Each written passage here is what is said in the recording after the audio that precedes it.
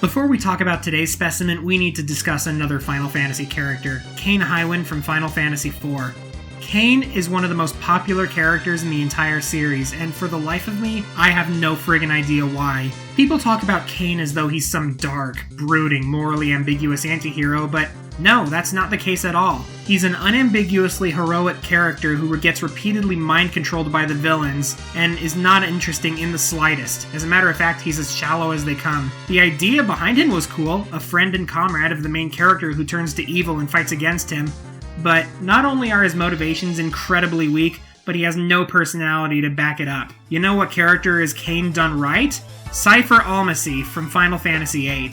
Cypher is the classmate/rival of Final Fantasy VIII's main protagonist, Squall.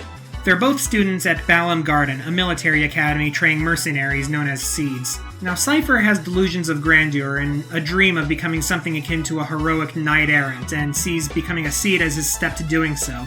However, on the final exam mission, Cypher defies orders and is unable to graduate, whereas Squall and his comrades do. In his moment of weakness, Cypher is approached by Edea, more on her later, and she appeals to his childlike fantasy to get him to become her knight, to help her take over the world. And Cypher, ever eager to one-up Squall, agrees. What I like about Cypher is that even though it's somewhat implied that there's some form of manipulation or mind control going on, his betrayal is perfectly consistent with his own personal motivations. He's already shown to have bad blood with Squall early on in the game, but as the game goes on, his mental state just keeps deteriorating, which is cleverly reflected in the clothing damage that his jacket undergoes over the course of the game.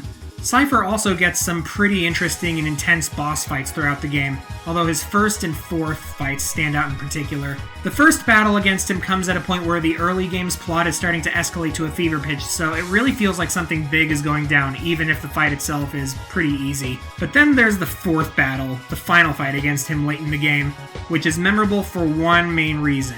If the player managed to obtain the Odin summon and try to use it against him, this happens.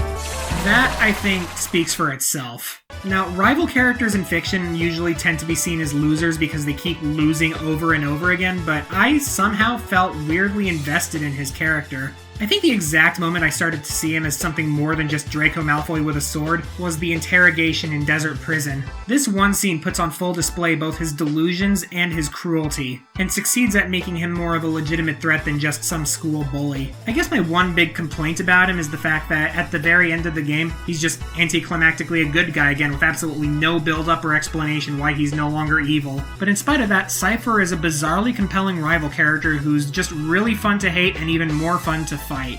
And speaking of characters who are fun to fight, well, join me over at number 14.